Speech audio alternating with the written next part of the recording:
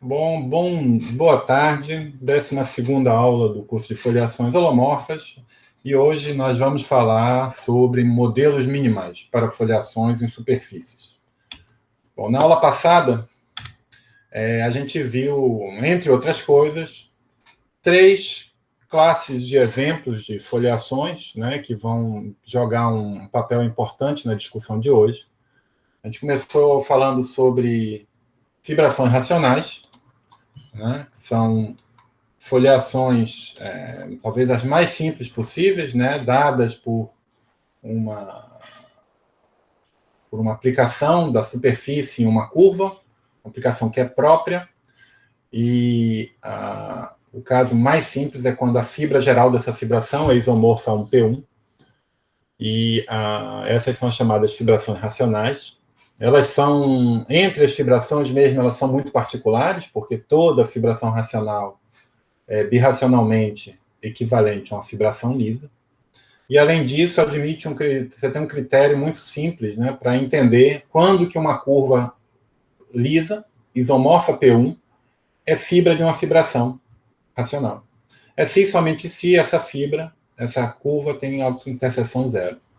Né? Pode ser formulado, né, como a gente já viu na aula passada, dizendo que o fibrado normal da curva tem grau zero. Tá bom? Outra classe importante de foliações que a gente viu foi as foliações de Riccati, né, que são foliações que vivem em superfícies que admitem uma fibração racional. E elas são caracterizadas por uma propriedade geométrica de que ela não possui tangências com uma fibra geral da fibração racional. É claro que vai ter fibras que vão poder ter tangências, vão ser fibras necessariamente invariantes, e a gente viu, pelo menos apresentou, a forma normal de foliações de Riccati,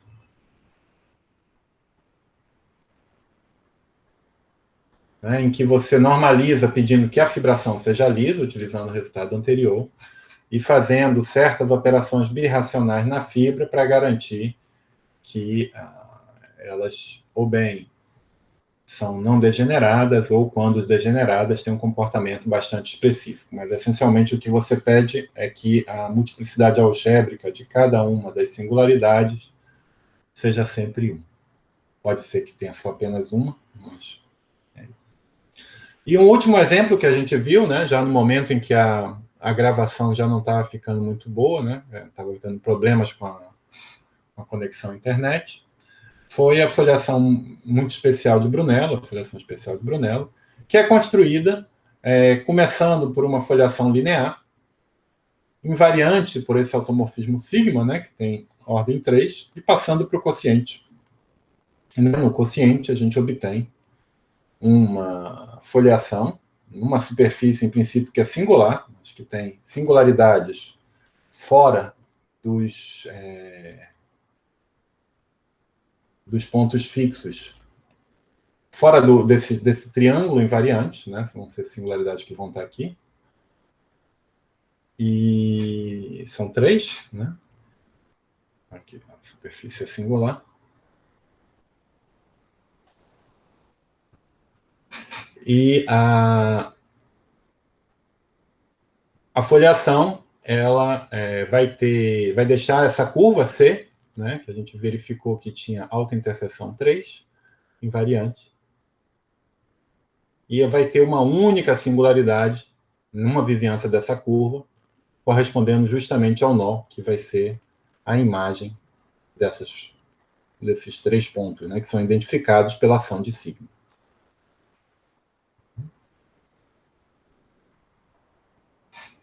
Pois bem, a gente discutiu outros assuntos, mas eu queria focar nesses 3 tópicos, né, que a gente viu na aula passada, porque eles vão ser, como eu falei, central na aula de hoje. Então, vamos começar com uma proposição, que é a chamada proposição simplesmente pela modéstia do Brunello. Na verdade, é um teorema. Vocês vão ver que a prova não é simples, e é bastante bonita, elegante. e que diz o seguinte: então eu tenho uma superfície X e eu vou assumir que ela tem uma foliação em X que admite uma curva invariante, C, com apenas tal que é a foliação, singularidade de F, tal que eu tenho uma foliação em X, né, que deixa C invariante e que intersecta o conjunto singular de F com C é apenas o P, e que P é uma singularidade reduzida com quociente de autovalores. É uma singularidade reduzida com autovalores com parte linear invertível.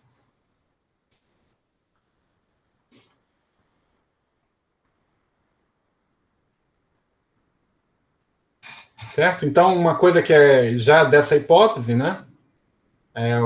Essa hipótese sozinha já me permite calcular o quociente de autovalores, se lambda é o quociente de autovalores de uma dessa singularidade.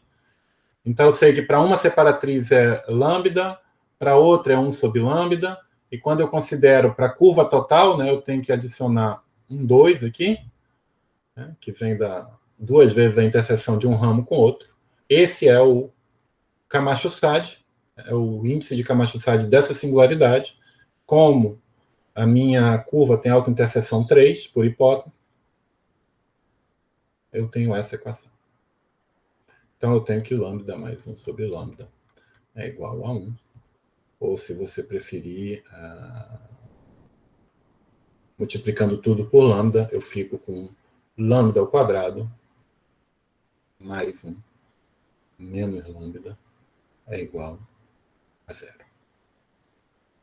Então, o quociente de autovalores pode assumir só dois valores possíveis, né? Ele ou 1 sobre ele, e esses valores satisfazem essa equação quadrática. Muito bem. Então, é essa hipótese, né, que eu tenho uma única singularidade P ao longo da curva. Né? Então, a conclusão, apenas com essa hipótese, uma hipótese sobre o comportamento local da foliação numa vizinhança de C, então, F é birracionalmente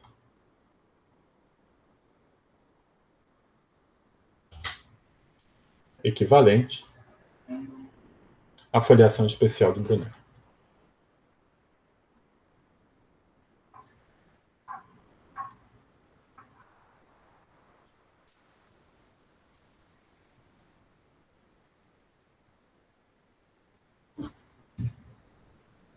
Bom? E como é que a gente pode mostrar alguma coisa assim?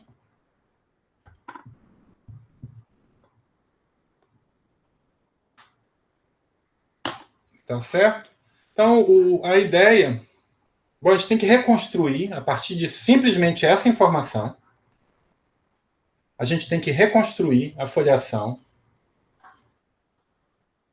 H, foliação especial de Brunel. Né? Então, lembra quem era H? H era um triângulo, era uma foliação de grau 1, era o quociente, né, de uma foliação de grau 1 por um automorfismo sigma, qual que sigma ao cubo é igual à identidade. E se você verificar a foliação que satisfaz isso, você vai ver, né, ou aplicando Camacho-Sade aqui, você vai ver que o quociente de alto valor lambda aqui satisfaz essa identidade.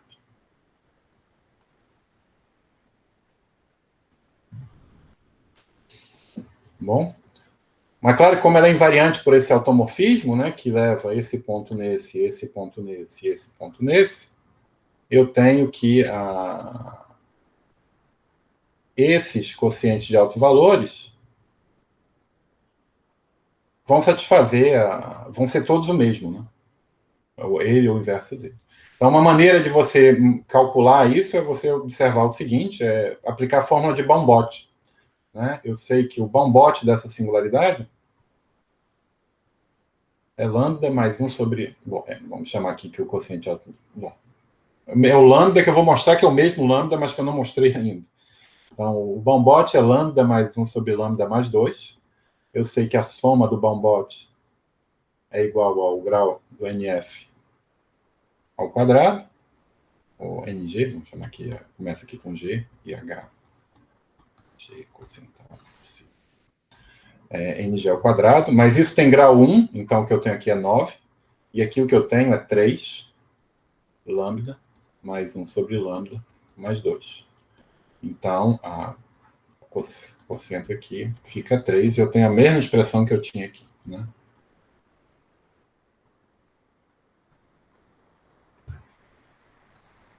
Então, pelo menos, se eu quero reconstruir a minha foliação H a partir dessa hipótese, a gente começou bem, porque numa vizinhança desse ponto, as duas foliações vão ser similares. Pelo menos vão ser formalmente conjugadas, então, na vizinhança desse ponto, elas são formalmente conjugadas. Porque tem a mesma parte linear, né, e é não ressonante, porque o quociente de autovalores não é racional. Na verdade, o quociente de autovalores não é real, então elas são analiticamente conjugadas.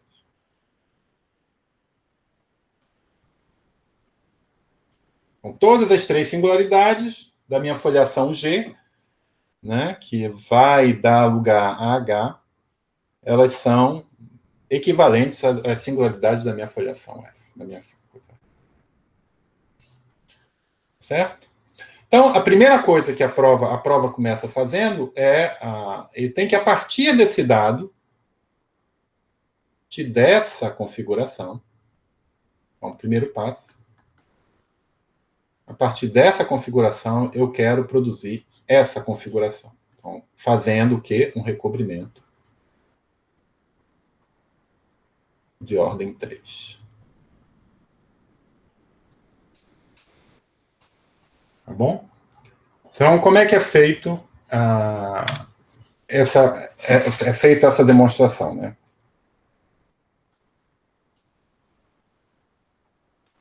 Então, isso aqui seria um recobrimento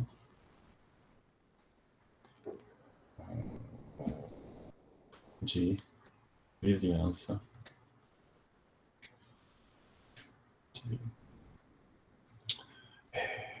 da curva C. Tá bom? Então, isso é feito da seguinte maneira. Lembra o que a gente está vendo aqui? Então, eu tenho uma curva que é um...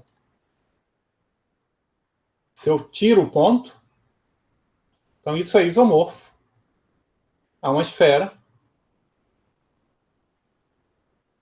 com dois pontos omitidos. Né? Esse ponto é um ponto que está sendo identificado, e o que eu tenho, isso aqui é isomorfo a C estrela. Tá bom?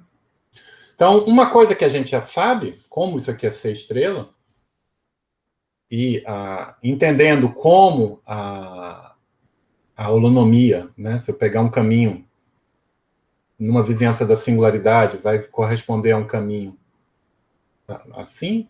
Então, a holonomia de C de C menos P é gerada por H gama, a holonomia ao longo do caminho gama, né, que eu vou pegar uma transversal e vou olhar o germe, né, o germe de holonomia. E esse sujeito tem parte linear exponencial de 2πi lambda, aquele quociente de autovalores. Certo? Mas isso tem norma.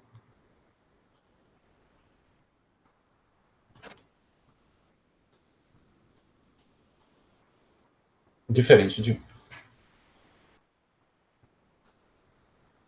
Lembra que aqui eu estou usando que lambda ao quadrado menos lambda mais 1. Não. Tá bom? Então, de posse desse dado, é uma técnica que foi introduzida algum tempo atrás por Camacho, Lins Neto e Sade. A gente pode meio que escolher, então podemos usar a holonomia para escolher integrais primeiras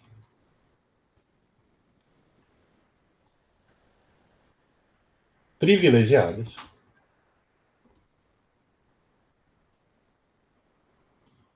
para f. Como é que é isso? Então, eu vou me colocar, aqui eu tenho um ponto singular, e eu vou pegar um ponto qualquer aqui, R, longe do conjunto singular. Então, se eu tomar uma vizinhança suficientemente pequena, como aqui a minha foliação é lisa, eu posso escolher uma submersão, né, que define a minha foliação. É claro que essa submersão não é unicamente determinada, né? Eu posso tomar aqui uma F que vai assumindo valores em C0.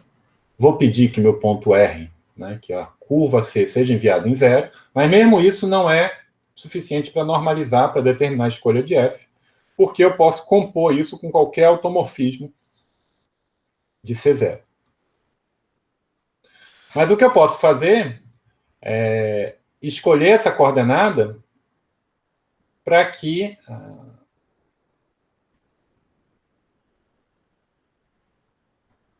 então, esse F aqui, escolho o F, para que é a holonomia.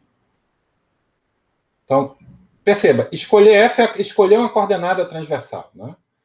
Então, você pode pensar que isso é uma coordenada Z. Né?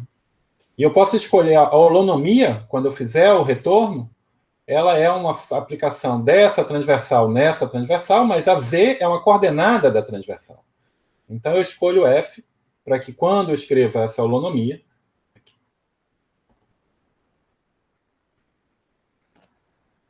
seja linear. Eu sei que como vale isso, então eu sei que H gama é linearizável. E, essencialmente, a aplicação de linearização, ou seja, quer dizer que existe psi tal que psi composto com H composto com psi menos 1 é igual a H na linha de zero. Multiplicação por H na linha de zero. E o que acontece é que a linearização, ou seja, psi, ela é única a menos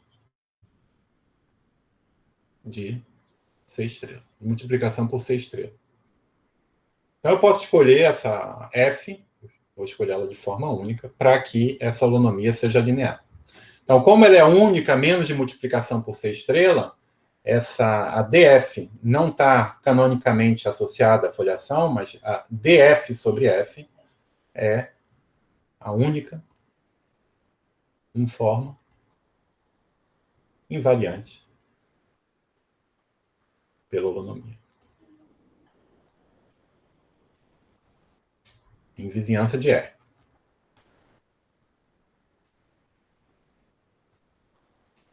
Tá bom?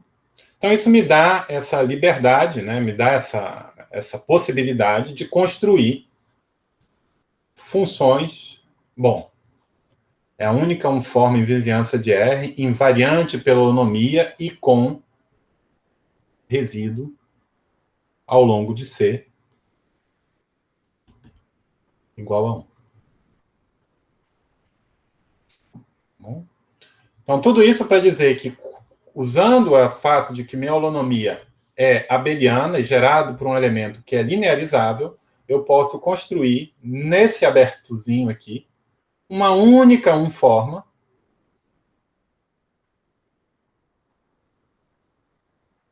com resíduo igual a 1, tá? Invariante pela holonomia. Então, nada me impede de fazer isso no complementar, de cobrir o complementar do meu ponto C com pequenos abertos, cada um deles munido de uma forma com resíduo igual a 1 e invariante pela holonomia. Certo? E agora chega um momento crítico que é se perguntar o que a gente pode fazer nesse ponto do meio. Então, no ponto do meio, a gente sabe que a minha foliação é linearizável. Parte linear invertível e quociente de autovalores não racional. Então, eu sei que aqui ela é definida por uma forma do tipo dx sobre x menos lambda dy sobre y. Genial! Ao longo de x igual a 0, o resíduo é 1. Mas ao longo de y igual a 1,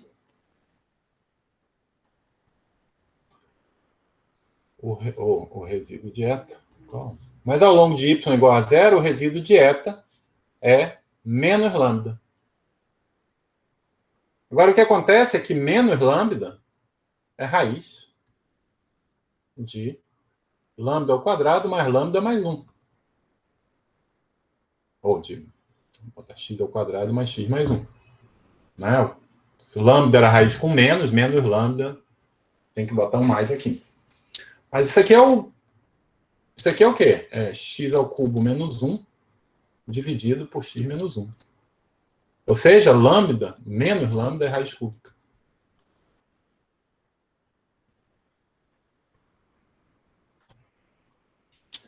Tá certo? Então, esse sujeito, eta, eu não consigo colar essa... Não consigo. Eta. Essa, vamos chamar eta P. Não consigo colar eta P com as informas anteriores. Porque os resíduos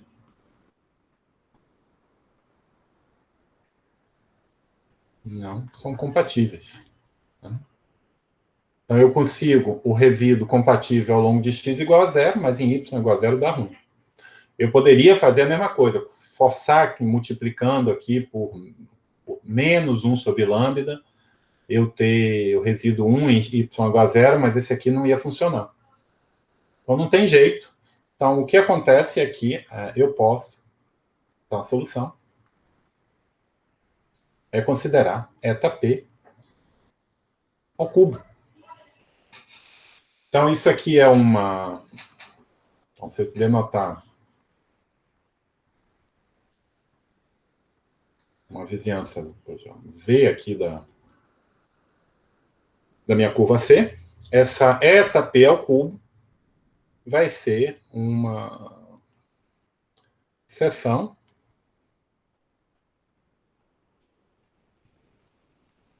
de... Se fosse ela localmente, a eta P, ela é uma forma, né, que se anula ao longo da foliação, mas que tem polos ao longo de C. O que eu estou fazendo é elevando isso ao cubo. Então, esse sujeito é um elemento do H0 e eta P ao cubo não se anula nunca, não se anula em nenhum ponto. Então, um gerador, eta P ao cubo em todo ponto é um gerador desse feixe.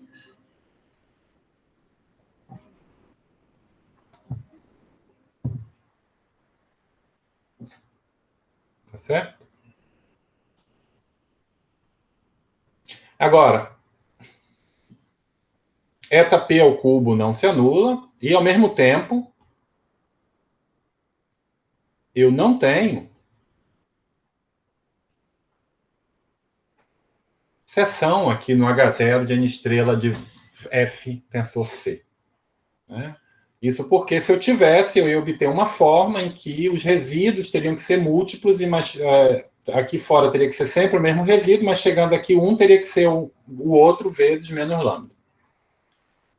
Eu tenho essas duas propriedades. E é isso que vai me permitir, então, juntando A e B, eu vou construir o recobrimento. Então, como é que eu vou construir o recobrimento? Eu vou fazer o seguinte, eu posso começar com... Vamos fazer um desenho aqui, isso aqui seria o espaço total do fibrado N estrela F. C. Então, deixa eu falar o que a gente está mostrando aqui, né? Na verdade, se eu chamar L igual a N estrela FC, o que a gente está mostrando, o A está mostrando que L ao cubo restrito a V é O de V, é trivial. E o B está mostrando que L restrito a V não é trivial.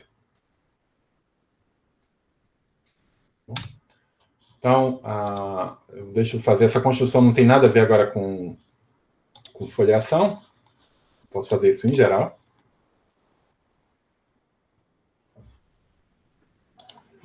Eu tenho, vamos fazer um desenho aqui, como L, vou abusar da notação, isso aqui agora fica sendo o espaço total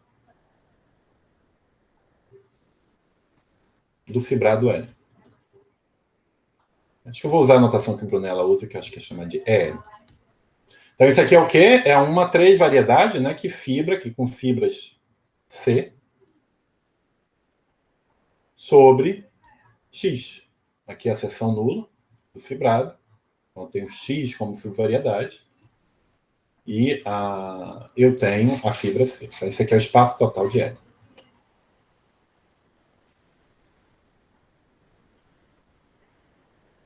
Tá bom? E eu vou escrever aqui do lado também o espaço total de L ao cubo.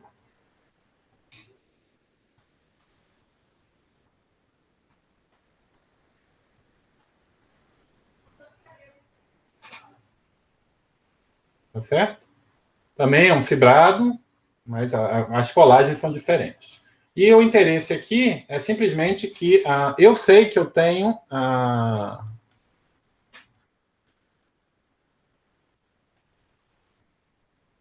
eu construí aqui no slide anterior uma seção, eta ao cubo, uma seção desse sujeito ao longo de V, ou ao longo de X, como é o nome? De L ao cubo, né? Que não se anula.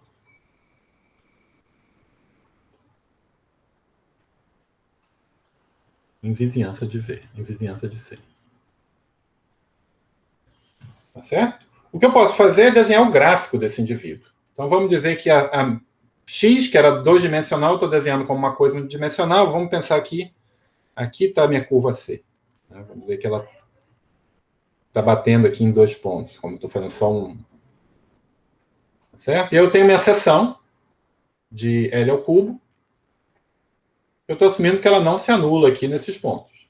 Nada me diz que quando eu não estou falando que ela não se anula nunca, ela pode se anular fora. Desculpa. Esquece X, V. Na verdade, eu estou fazendo essa construção, essa eta, eu construí só na pequena vizinhança de C, né? V.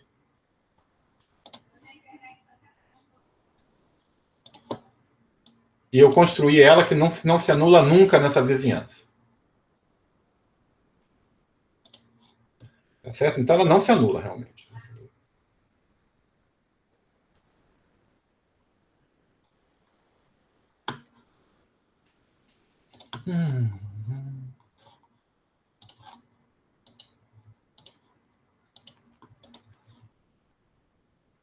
Ela não se anula em ponto nenhum na vizinhança de C, que eu estou chamando de V. E eu ainda tenho C aqui, algum pedaço. Tá certo? Ora, mas se ela não se anula em nenhum ponto, eu posso... Aí o que eu vou fazer é o seguinte, entre esses dois espaços, eu tenho uma aplicação holomorfa natural, que é simplesmente pegar uma seção e elevar ao cubo. Ou seja, é a aplicação que se eu pegar um ponto X aqui e um ponto X aqui, na base, eu vou mandar essa fibra nessa fibra, elevando ao cubo. Tá bom? E o que acontece é que quando eu pego esse gráfico, o gráfico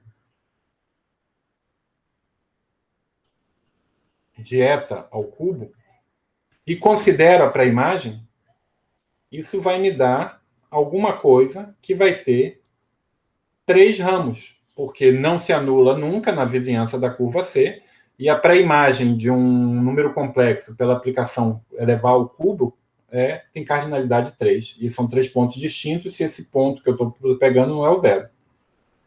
Então, eu vou ter a pré-imagem do...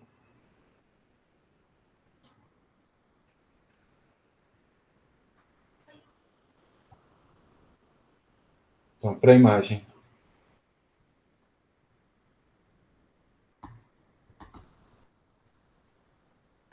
de gráfico de eta ao cubo. Vamos chamar isso de W. E se eu considero a projeção π de W, né? A projeção de C, eu restringo a π e faço de W para V, isso é um recobrimento 3:1.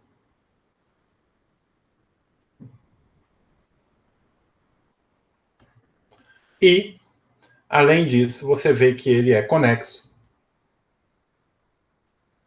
Por quê? H0 de V, L diferente de 0. Ou igual a 0. Tá certo? Se eu tivesse...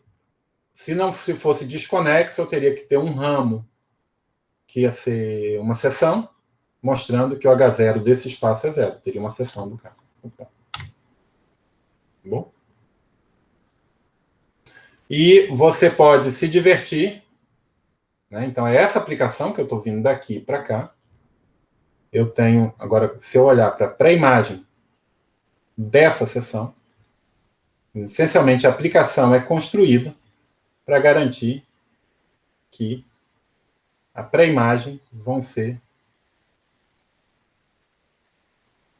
vai ser um triângulo com todas as propriedades que a gente quer.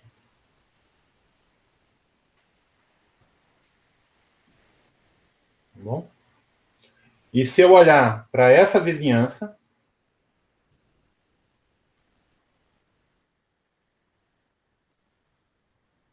aqui está a vizinhança V, né? Não sei o que tem para cá. Não sei o que tem para cá para fora. A vizinhança é só essa parte aqui, contendo a curva. Ela vai virar uma vizinhança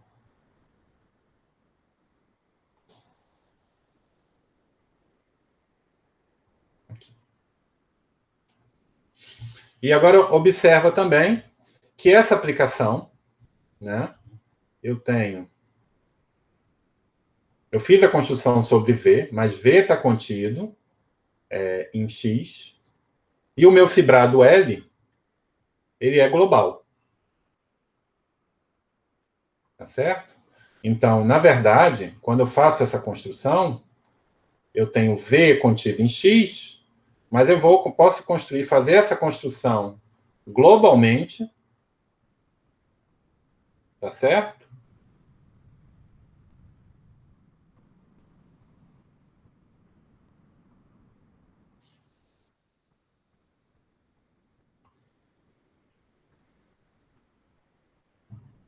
Eu preciso falar uma coisa antes, desculpa. Então, eu tenho isso. Tá? Agora, o ponto todo é que a gente construiu essa eta, né? Essa seção. Eu construí, na verdade, ela só em V. Então, eu fiz essa construção local. Em princípio, é uma construção puramente local. Certo? Isso aqui é uma construção local.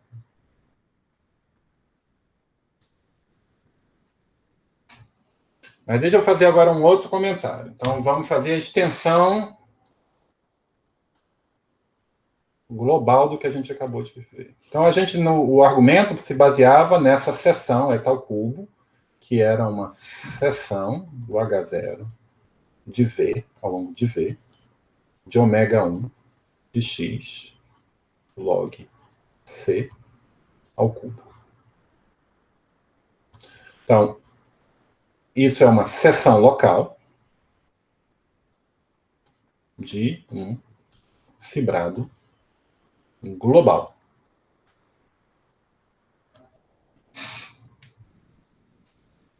Esse é um fibrado global. E vale o seguinte teorema. Né? Se S é uma seção local de um fibrado global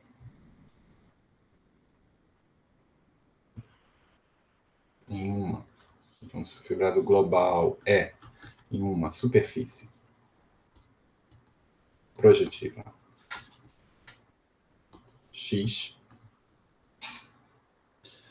é uma seção de um fibrado global em uma superfície definida em um aberto V, tal que V contém curva compacta de autointerseção positiva,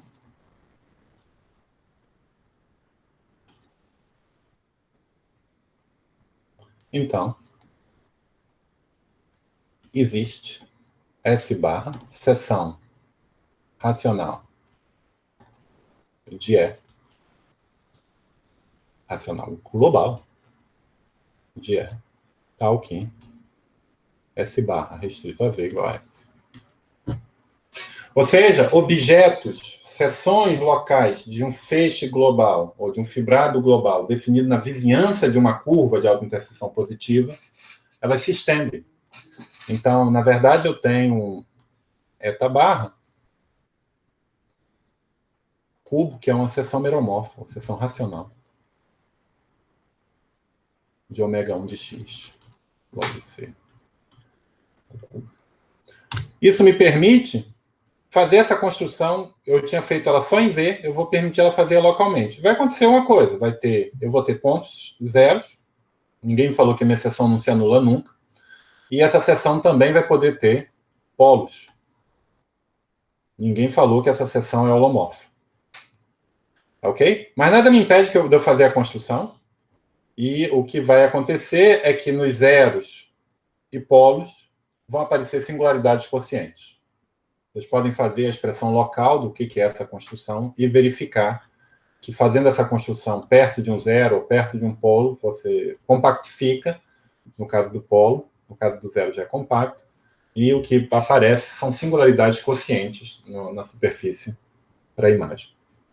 Pelo menos se a interseção for transversal. Podem aparecer singularidades mais complicadas se essa interseção é pior do que transversal. Mas, de qualquer maneira, você tem singularidade.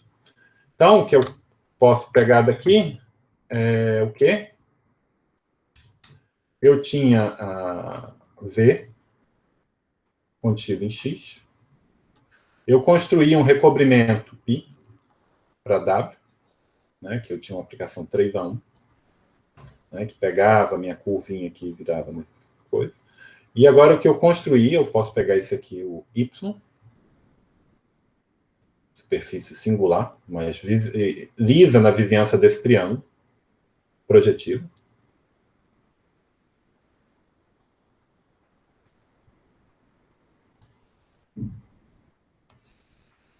Certo? De modo que esse W recobre esse sujeito 3:1. Que Y recobre 3:1. Então, isso aqui não é mais um recobrimento. Tem algum lugar em que ela é estranha, mas genericamente, ou pelo menos uma vizinhança da minha curva C, é um recobrimento.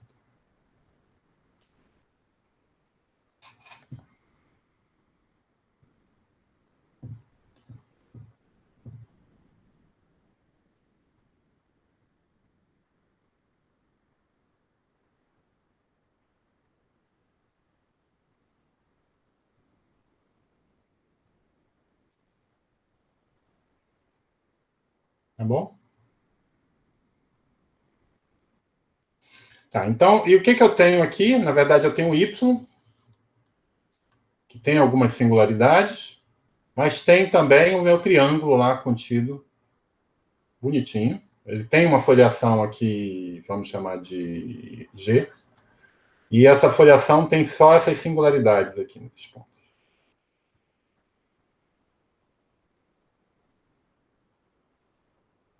Tá bom?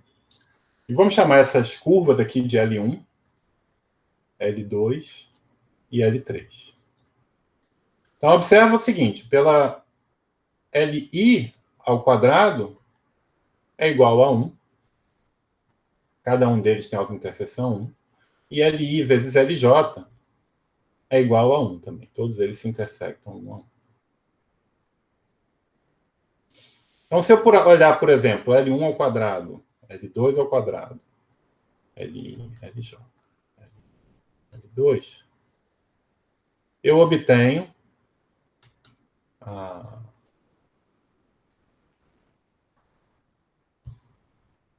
uma matriz, né, de posto 1,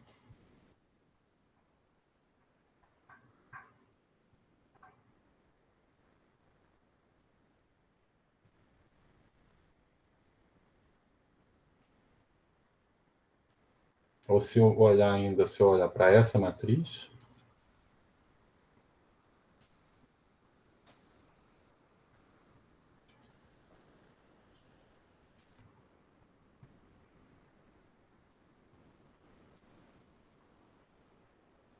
certo? Também vai ser a matriz 1, 1, 1, 1. E isso implica, na verdade, o fato disso é que todos os LIs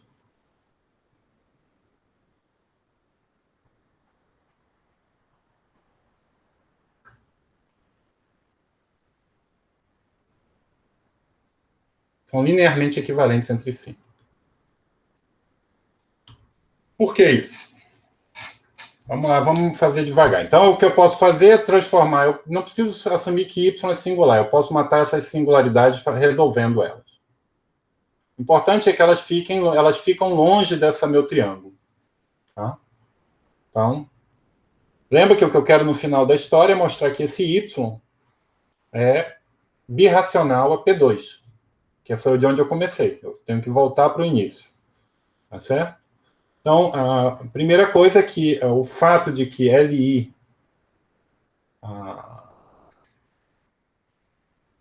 se eu tenho, como Li ao quadrado é positivo, ou seja, eu tenho uma curva racional de autointerseção positiva,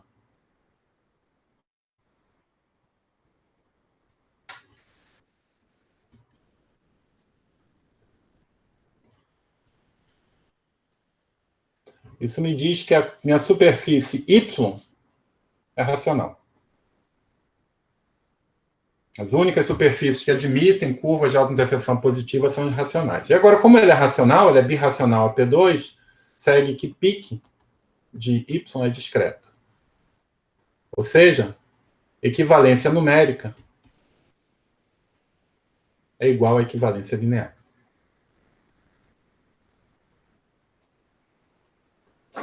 Tá bom?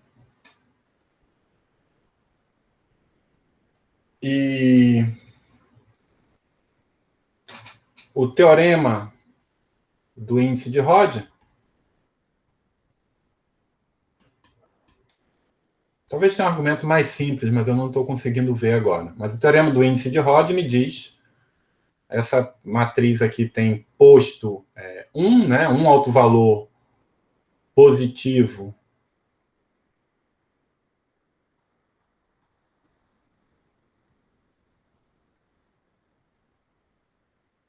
e 2 negativos, mas isso é impossível, isso não me diz que todos o Li é linearmente equivalente a Lj. Ou seja, quer dizer que existe um fibrado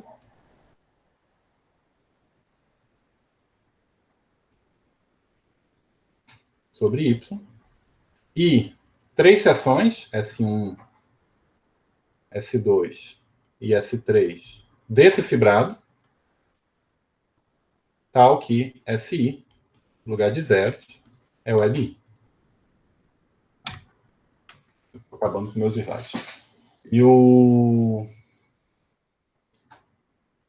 posso definir um mapa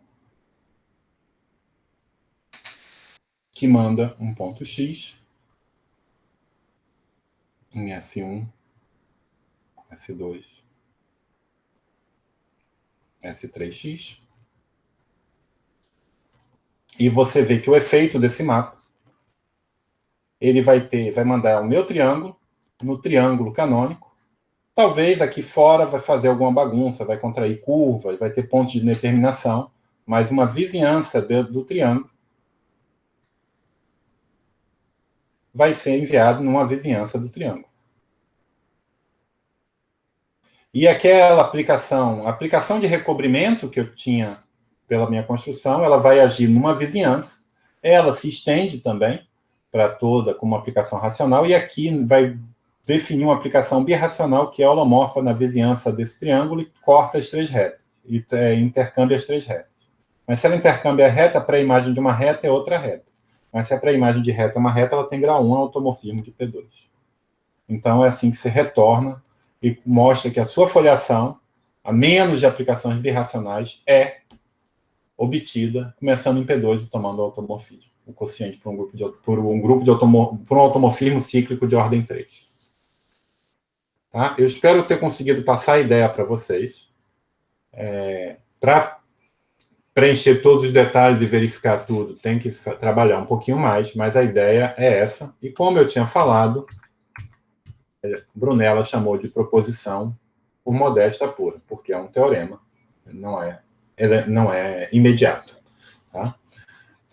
Então, outras vezes que eu dei esse curso, quando eu dei esse curso e o Edileno estava assistindo, ele me perguntou o que acontece quando você tem exatamente as mesmas hipóteses, mas C ao quadrado é igual a 1, é igual a 2, é igual a 1024, é igual a 77.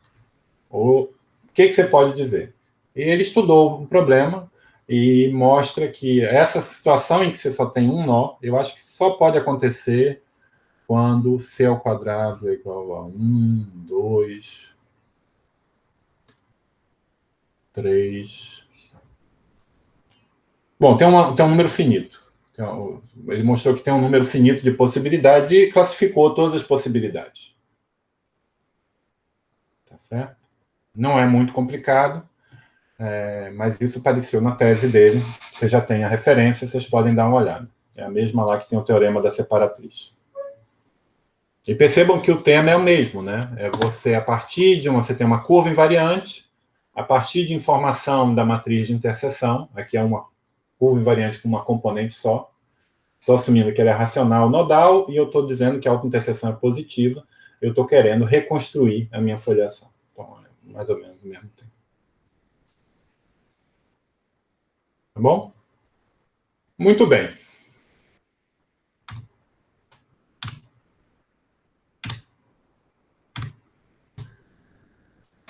Por que a gente falou nisso? Bom, é um resultado belíssimo, eu acho, mas parece um pouco artificial, né? Se a gente começar a dizer, olha, eu estou muito interessado em curvas elípticas com 37 nós, em que os quocientes de autovalores têm uma progressão aritmética, satisfação na progressão. Tá, a gente poderia fazer isso, né? Tem gente que faz. Poderia fazer matemática desse jeito, mas parece um pouco estranho. E, na verdade, o problema que o Marco queria resolver, que o Brunella queria resolver, não era aqui. A gente vai ver logo mais que essa configuração geométrica aparece como uma obstrução para a existência de modelos minimais. Deixa eu definir o que é modelos minimais. Né? Para fazer isso, eu preciso de alguma preparação. Eu vou primeiro definir o que é ser uma curva f-excepcional.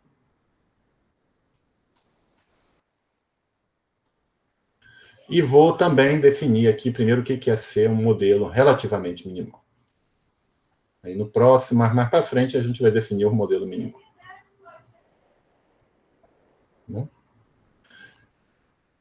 Tá.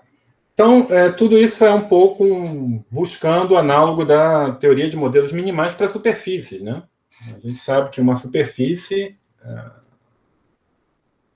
ela é modelo minimal se somente se, ou pelo menos relativamente minimal, se somente se não tem curva de autointerseção menos 1. Tá?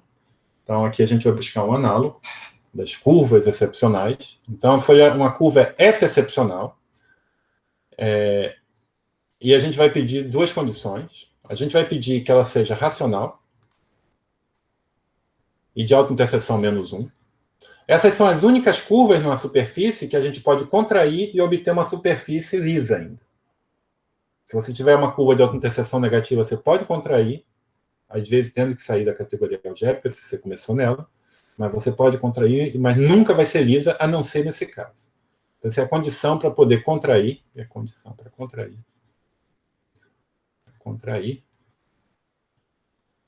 sem perder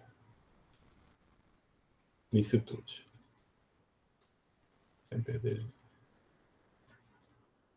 Tá bom? E o que ele vai querer também é que eu não perca propriedades da foliação. Tá? Eu vou pedir que o ponto, quando eu contraio, eu quero que o ponto resultante da contração seja uma singularidade reduzida.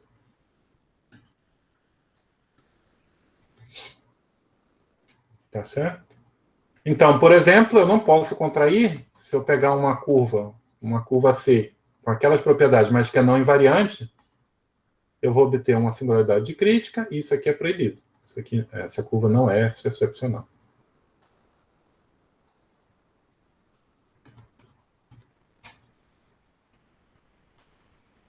Simplesmente porque isso aqui não é reduzido.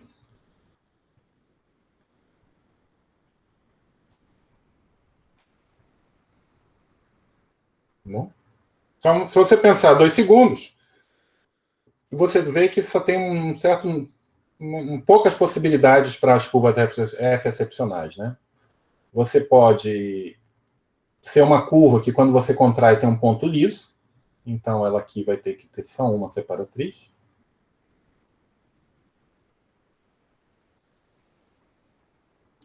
Você pode terminar numa singularidade reduzida com parte linear invertível. Então, aqui você tem duas excepcional invariante, duas separatrizes, e cada uma dessas aqui em cima reduzidas.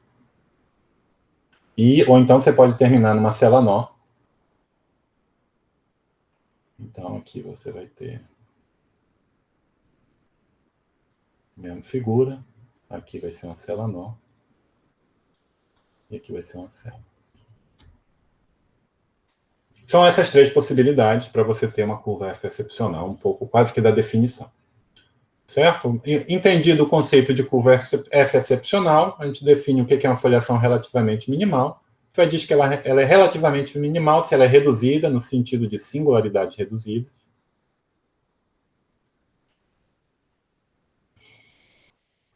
E sem curvas excepcionais.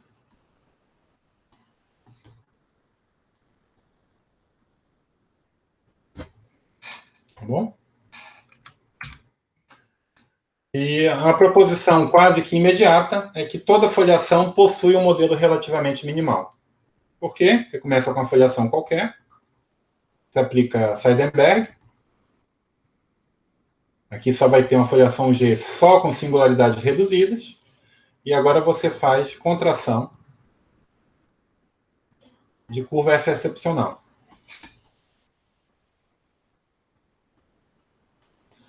O ponto todo é que se eu comecei aqui com X e F, e eu paro aqui, quando eu aplico Seidenberg, eu chego numa YG. E essa Y vai ter um certo H2. Tá bom? E quando eu contraio uma curva excepcional, e o H2 é a dimensão de um espaço vetorial. E todo espaço vetorial tem o bom gosto de ter dimensão maior ou igual que zero. Tá bom? E a contração de curva excepcional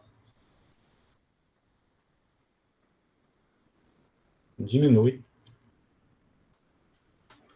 1 do H2. Então, aqui eu vou ter no máximo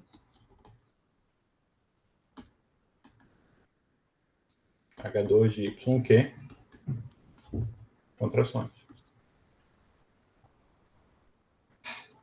Aqui vamos sumir para não ter que se preocupar com coisas que não são essenciais para o nosso estudo. Vamos assumir que X é, por exemplo, compacto.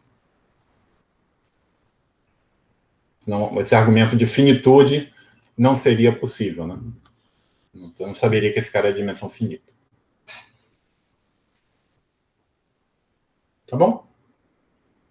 Então chega um momento em que não tem mais o que contrair simplesmente porque o H2 não permite. Vai chegar um ponto, se eu continuar contraindo, que o H2 vira zero. E aí eu não vou achar um espaço vetorial de dimensão negativa. Nunca, eu acho. Espero nunca me deparar com um. Né? Vou ficar bem assustado no dia que eu achar um. Tá bom? Então, essa é a proposição. Muito bem. A definição de minimal é essencialmente eu pedir que ela seja relativamente minimal e que seja única, tá bom? Então aqui, vou escrever XF para denotar o par, superfície, foliação. E eu vou ter eu vou dizer que esse cara é minimal. Se eu pegar aqui uma outra,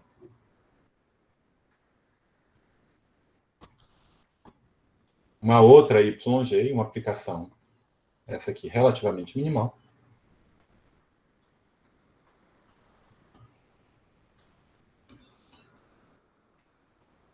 E F bimeromorfo. Então, dado isso, a condição F é minimal. Se somente se eu tenho que F é holomorfo.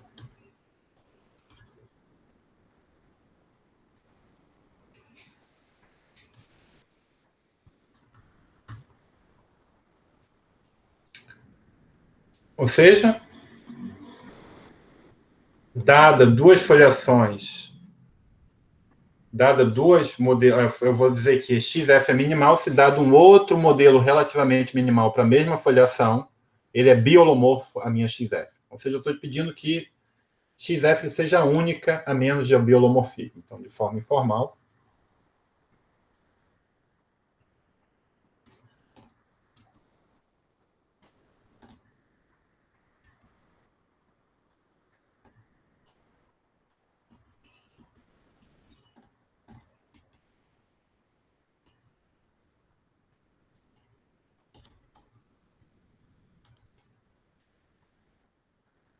é o único modelo relativamente minimal a menos de biolomorfismo.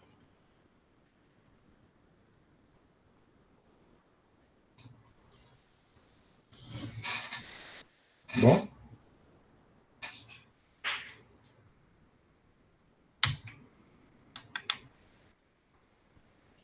Então vamos dar um exemplo, né? Então eu vou dar exemplos de foliações minimais, modelos relativamente minimais,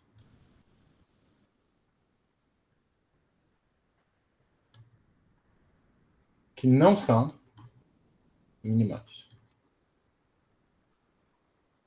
Então vamos começar. Pega uma fibração racional.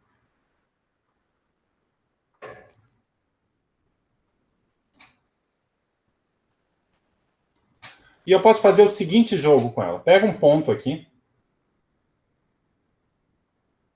Né? Então aqui é uma curva racional de autointerseção zero. E eu posso explodir esse ponto.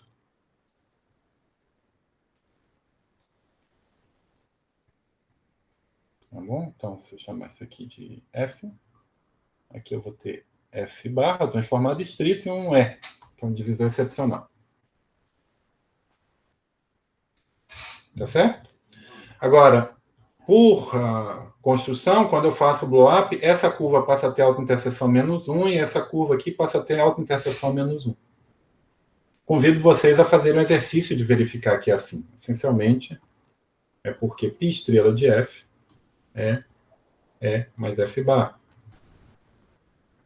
E aí, esse aqui, o quadrado, quando eu faço o quadrado, isso aqui dá... Bom, verifique. Tá bom? Mas aí o que acontece, então, é que menos 1 aqui é uma curva de autointerseção menos 1 isomorfa P1. Então, eu posso contrair.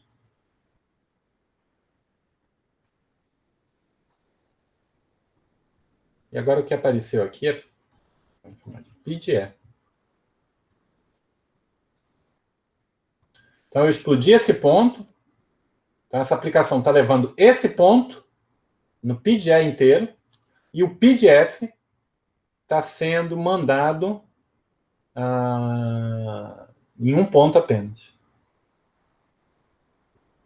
Né? Aqui seria esse pontinho é o π de F bar.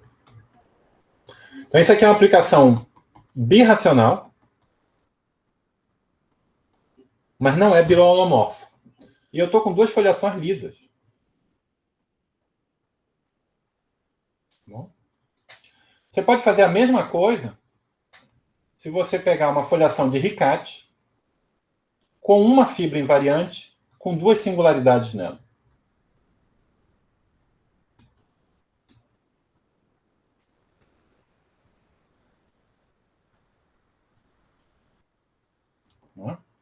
Escolhemos, você escolhe seu ponto preferido, esse ou esse, você explode.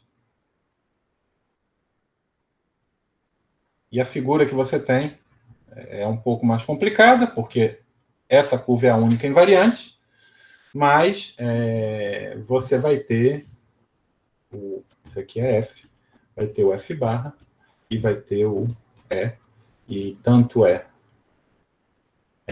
e F barra são F excepcionais. Então, talvez F excepcionais. E aí eu posso contrair. Se aqui eu tinha o F, agora eu vou contrair o F barra. E eu tenho a mesma situação. Certo? Então é um Riccati com uma curva com interseção zero. Novamente, eu tenho uma aplicação que é birracional, mas não é biholomorfa. E, finalmente, o último exemplo é quando eu tenho essa curva de autointerseção 3. Quando você faz a explosão, essa curva, você está explodindo um nó. Eu convido vocês a verificarem que a curva resultante é uma menos 1 e o divisor excepcional também é um menos 1. E aí eu contraio a outra. E vai ter a mesma figura. E a composição. Opa. Você tem uma aplicação bimeromorfa, mas que não é holomorfa.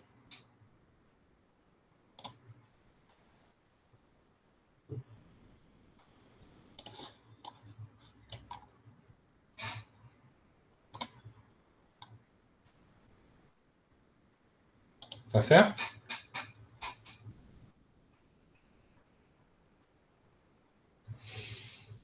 Se eu chamar isso aqui de C, aqui eu vou ter a C barra e vou ter o divisor excepcional. E agora eu vou contrair a C barra. E aqui eu tenho π de E.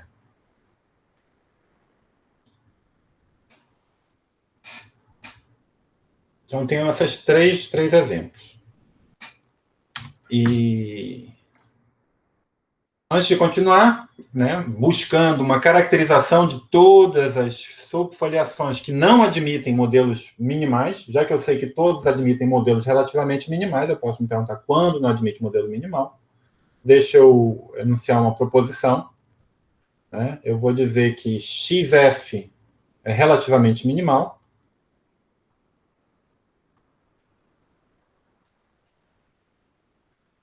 Se para qualquer aplicação bimeromorfa, mas que seja um morfismo de XF para YG, isso aqui é... Então, tá aqui F. Eu vou assumir que F é um morfismo, ou seja, não tem ponto de indeterminação, mas não é biholomorfo, é só bimeromorfo. Ou seja, a inversa pode ter ponto de indeterminação. Então, F é biolomorfo.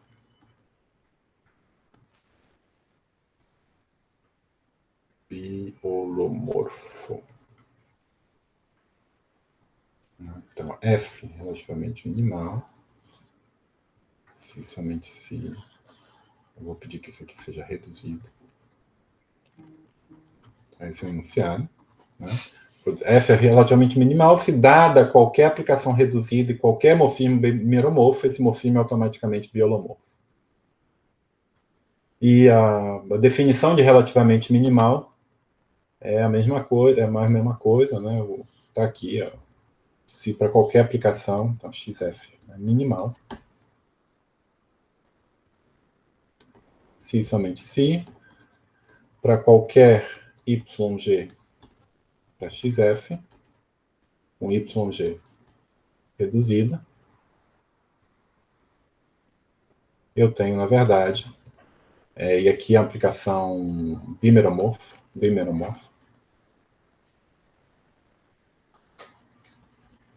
então, F é biolomorfo.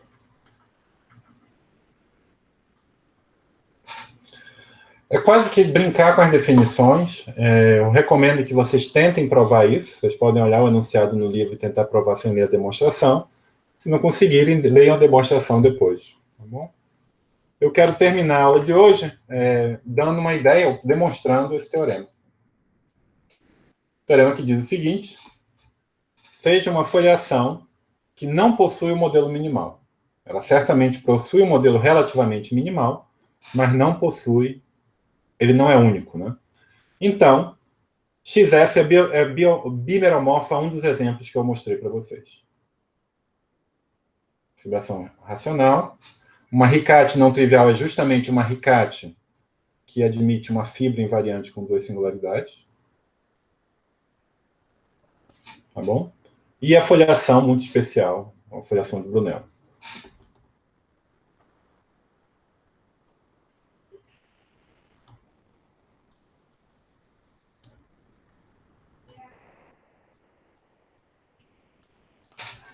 Tá certo? Então, como é que você faz isso? Eu vou pegar dois modelos minimais. Relativamente minimais.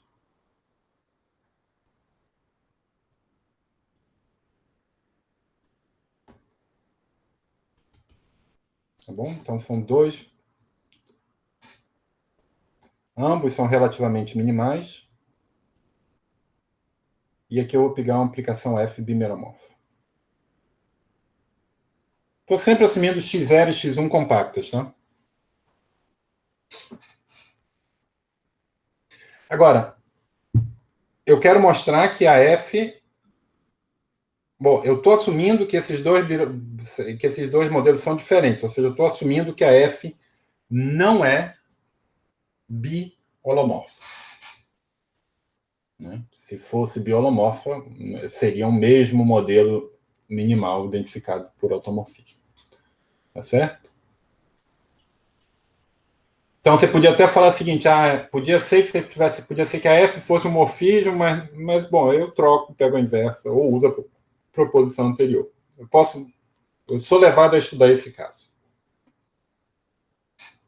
Agora, toda aplicação, eu posso fazer o seguinte: toda aplicação bimeromorfa entre superfícies compactas é uma composição de blow-ups com blow-downs. Tá bom? E é blow-up pontual mesmo. Estou explodindo ponto a ponto e depois vou contrair ponto a ponto. Tá certo? Então, se eu tenho um ponto de indeterminação, aqui eu tenho que fazer blow-ups. Tá certo? Então, isso aqui quando eu faço...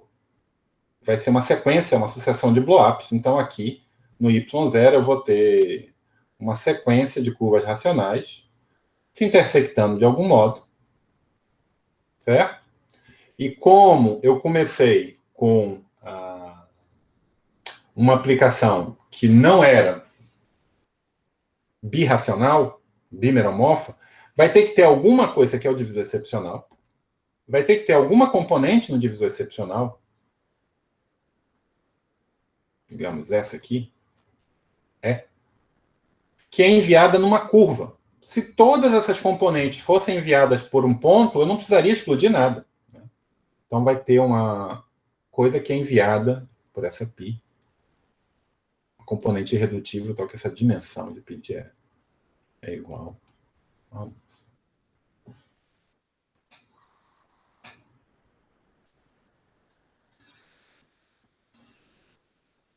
Tá bom?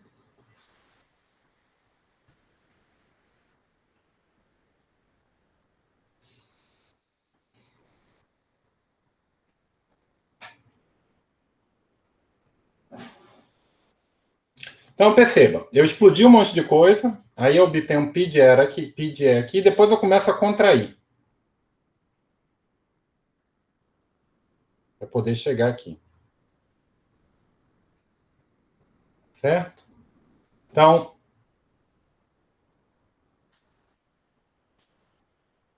essa curva vai ter uma vizinhança dessa curva, que é enviada numa vizinhança de π de E.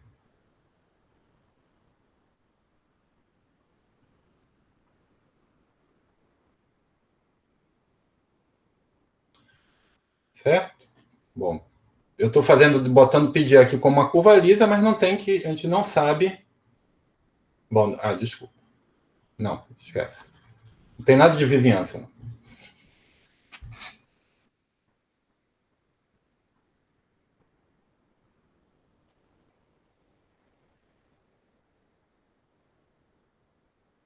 Tá bom? Vamos fazer assim: você faz essa sequência de blow-ups. E o que eu quero fazer é o seguinte: eu vou agora. Então você explode todo mundo. Eu fiz uma sequência de blow-ups e apareceu um E aqui. Tá? Pode ser que essa curva E tenha autointerseção menos 1. Agora, o que eu vou fazer é considerar agora as contrações de todas as curvas que não intersectam E. Né? Eu fiz aqui todas. Isso aqui é simplesmente uma sequência de explosões, então apareceu o E. E agora eu vou analisar como é que o E ele se transforma quando eu faço essa sequência de contrações. Tá bom? Então vai ter algum passo, isso aqui é uma composição de blow-ups, né? Ou de contrações, dependendo do ponto de vista que você veja. Vai ter um momento em que, digamos, vai ter alguma coisa aqui no meio. Deixa eu botar aqui Z.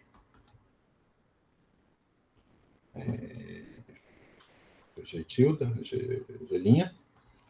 Né? Simplesmente estou excluindo o momento que eu vou querer olhar. Vai ter um momento aqui no meio em que a minha curva tem autointerseção menos 1.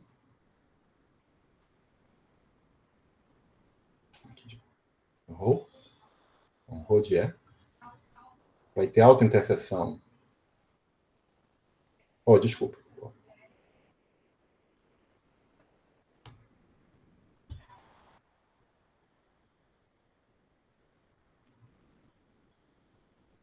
Rho de E.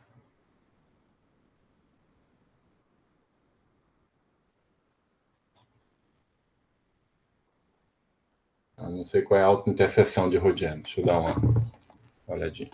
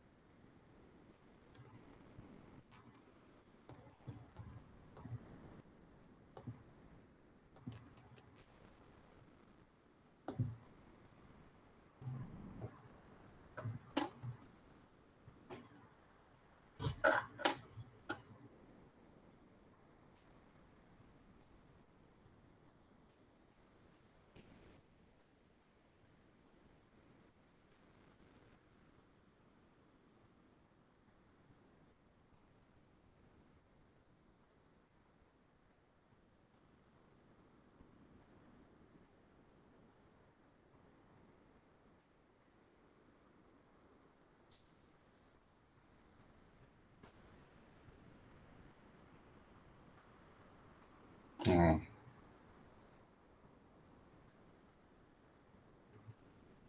Isso. Então, o que eu vou fazer é o seguinte: esse aqui vai ser uma curva. Eu posso assumir que esse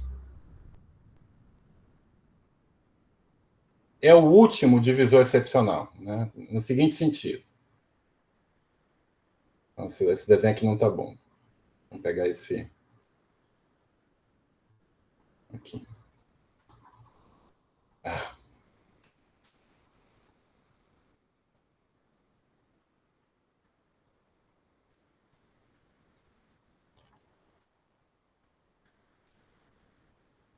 Por que, a primeira, eu estou botando entre aspas o último divisor, porque isso não faz sentido. Isso não é único. É claro que eu posso sempre explodir mais uma vez e contrair mais uma vez, né? Mas você pega o último, você pode sempre garantir que o último que você explodiu porque tinha um ponto de indeterminação. Se não era ponto de indeterminação, você não explode. Então, esse último que você explodiu vai ser uma curva de autointerseção menos 1, que não vai ser contraída por essa aplicação. Então, dimensão de π de E é igual a 1. Tá certo? E agora eu vou começar a contrair. Então, eu tenho essa curva E, que tem A ao quadrado igual a menos 1, e eu vou fazer a contração de várias outras. E o que vai acontecer é que pode ser que essa curva, como eu sei que eu vou contrair as outras, então vai ter um momento aqui no meio, né? Tal que P em Z, P de E tem quadrado igual a menos 1 ainda, mas existe uma outra curva, E', tal que E' ao quadrado igual a menos 1 e E' vezes E igual a 1. É diferente de zero. Tá certo? Vai ter um momento que essa curva vai. A gente vai fazer alguma coisa, ela vai deixar de ser uma curva menos 1. Porque se ela fosse uma curva menos 1 até o final, como ela é excepcional, ela teria uma curva F excepcional aqui e não seria um modelo minimal. Então ela tem que deixar de ser uma curva menos 1. E aí o que você quer entender é esse momento. Então, nesse momento, você tem E E', vai se reduzir essa situação. Em que você tem duas curvas menos 1 se encontrando.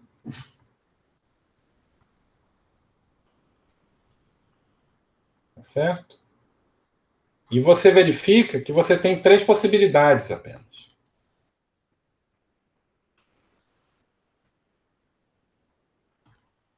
Você pode ser que a curva E' intersecte a curva E em dois pontos. Pode ser que a curva E intersecte, só tenha uma singularidade e intersecte a curva E' em só um ponto.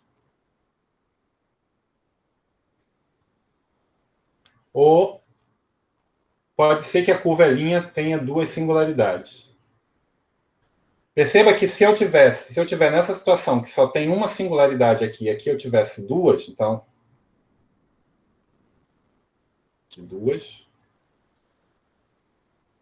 e aqui eu poderia imaginar assim, né? É linha.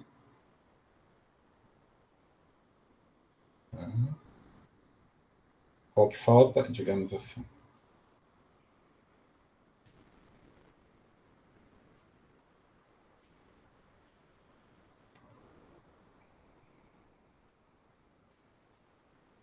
Então você tem que analisar as três possibilidades. Essa aqui, quando você faz a contração de E', você tem que π de E é a minha curva de autointerseção 3. Quando você fizer a contração dessa, e aqui eu estou desenhando que a folhação ela é lisa aqui. Então você tem que a π de E é lisa. Aqui é a fibração racional.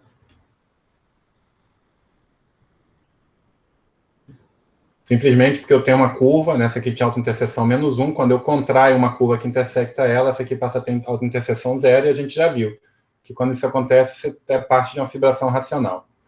E aqui, quando eu faço essa contração, o que você obtém é uma RICAT.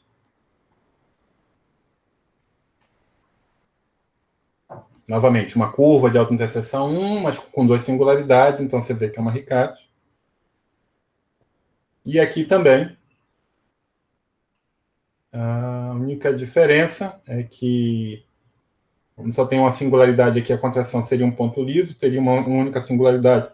Isso aqui seria impossível.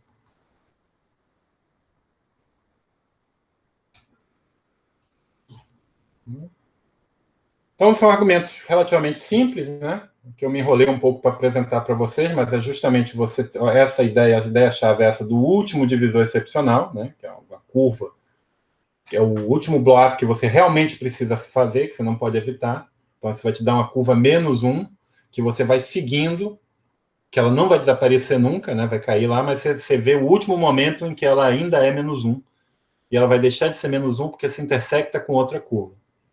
E você sabe que você só está contraindo curvas F excepcionais e vê que só tem essas possibilidades. E aí você analisa uma a uma. Certo? Eu acho que é isso que eu queria contar hoje.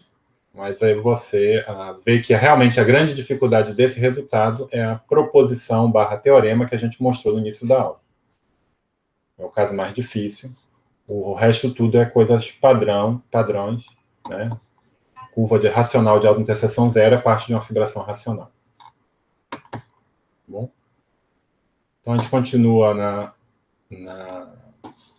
na quarta. Deixa eu parar a gravação.